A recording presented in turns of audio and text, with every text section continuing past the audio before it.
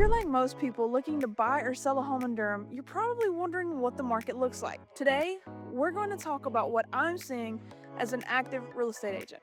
I'm going to talk about whether it's a buyer's market, a seller's market, or a balanced market, and what home values are looking like in this year's spring market. I also have my favorite lender talking about what he's seeing for mortgage rates. I'm doing something a little different in this video and highlighting one of my absolute favorite nonprofits, the Hope Center at Pullen Park. Stick around to learn more.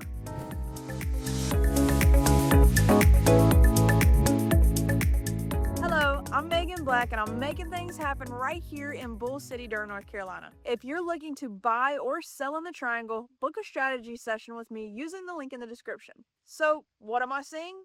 We'll get to that. First, let's take an overall look at what the market stats are. The first thing I noticed when looking into our data is that the home affordability index is actually up 37.7%. Durham has been working really hard and putting initiatives into play like their ADU pilot program to help with affordable housing. With that being said, the median price point is now 4.4% from last year, right around $413,000. Hey Michael, can you give us a rough estimate or maybe an example from a past transaction you had for someone who bought a house right around that $413,000 number? Hey Megan, thanks for having me on. Here's an example of a recent purchase that was $425,000. The buyer qualified for a conventional loan, which allowed him to put down 3% as a first-time buyer, and their total expenses for closing were about $8,000.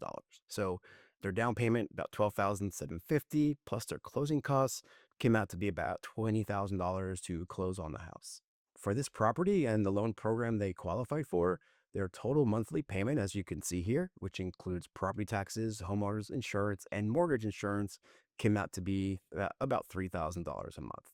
Now, if you notice, I did not mention interest rates on here just because interest rates change throughout the day, every day. They expire just like milk. So what's important for buyers is not to chase interest rates. You're not going to time the perfect rate. That's impossible. Nobody can get that done, even people that follow charts every single day. What's really important is affordability. Make sure that the home you're buying, the monthly payment is something you're comfortable with. You could very well qualify for a lot higher than you should spend. So keep that in mind when you're setting your budget. Since we're talking about the cost of housing, let's talk about a real issue that's happening all over the United States. Kids aging out of foster care, not having systems to help them be successful. Nationally, former foster youth face challenging statistics. 50% will be unemployed at age 24, 1 in 4 will experience homelessness within 4 years of leaving foster care, and nearly 23% will not complete a high school diploma or GED by the age of 21. The Hope Center at Pullen Park empowers emerging adults who are transitioning out of foster care in the Wake County with the support and connections needed for a safe and stable adulthood. If you would like to get involved or donate or in need of their services, check out their website in the link in the description. We are up in closed sales by a little over 14%, and inventory, meaning houses that are hitting the market, are up 22.7%. That is likely due to school getting out and people preparing to move. The market ebbs and flows, and it typically ebbs more in the spring and less in the winter. I always tell people it isn't about timing the market, it is about time in the market. It's about your strategy. And speaking of strategy, if you want to determine how you can maximize your experience in the market, book a strategy session with me. We will literally sit down and go through your goals so we can make an ideal plan for you. A dream that doesn't have a plan remains a dream. Be a doer. Turn your dreams into action. So we have what the data says, but what am I seeing as an active agent in the real estate market? It has been a busy spring market. This week, I just made an offer on a home near Guest Road, and they had 22 offers. I felt like it was the COVID market all over again. The home was on the market for 4 days. So, is this the norm? Well, it depends. This home happened to be in a desirable neighborhood. It has character, it has charm, and it was priced right. We made a bid significantly over list price and we still did not get it. I had this exact same situation happen on a home that I was listing last month. Because of the location and the price, we had 4 offers in 4 days. My seller got to craft the perfect deal because they had so many offers. At the same time, if you're a buyer and you've seen a house that's been on the market for weeks, don't write that house off wondering what's wrong with it. It's probably the price or the marketing. I've had clients get $40,000 off a list price just because we asked. I have buyers who were able to get thousands in closing costs and money off the list price. You never know what situation a buyer is in, and you miss 100% of the shots you don't take. Don't be scared to ask. What's the worst case scenario? You're in the same situation you're in already? Most buyers want to know what's the mortgage market looking like. So let's shoot over to my favorite lender, Michael Wolf, so he can tell us what he's seeing in the mortgage side of things. Michael? All right, let's do a mortgage market update. And I like to show data rather than just tell you so you can have a reference and you can see things on your own. This is readily available from the Federal Reserve website. So you can see historically the last 60 years, rates of, pretty volatile up and down over time, but where we are right now, not really elevated, right? Historically. Now, we're definitely higher than we've been just 6 years ago during COVID, but that was unnaturally low and really not a good comparison of what's, available or what to hope for. So just look at the range of where they've been, and that's kind of where rates kind of fall. But you can see, let's just zoom in a little bit. Here's just a 2 year look back of where the average rates are. And you can see there was a nice dip there right at the beginning of March. The lowest date it was actually February 28th, which is the day that we started this Middle East war. So when that started, the good trend, the downward trend of rates just took a reversal. Will we get back there? Yeah, I think when things settle, whenever that is, could be months, weeks, more, or longer. I hope not.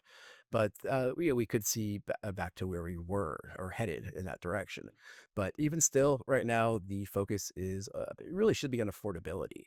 Now let's zoom in a little bit more. Here is a month chart of the 10-year Treasury. It doesn't directly affect mortgage rates, but they do follow the same trend. You can see that even though it's a general upward trend, it's not a straight line, right? There's a lot of volatility. It goes ups and downs. So you get a good rate quote today from lender A. Tomorrow you call lender B. You may have a totally different option, and B may not be better than A, even if the market improved, because lender A could have been pricing you on one of these bad red days. So we did have some turbulence yesterday. We got some elevated inflation data, which kind of hit rates in the morning, but it kind of settled by the afternoon. But the overall theme here is things are volatile. There's a lot of things going on, a lot of events in the world, a lot of political things and whatnot. And those all those all indirectly affect mortgage rates, lots of factors. So I think the biggest challenge a lot of buyers have is not really the rates, right? Because you can't time it, you can't predict it. It's really just understanding how your payments work and making sure you're with a lender that's explaining things and showing you how the payments work. So when you're shopping for a home, you have a good idea as to what's affordable.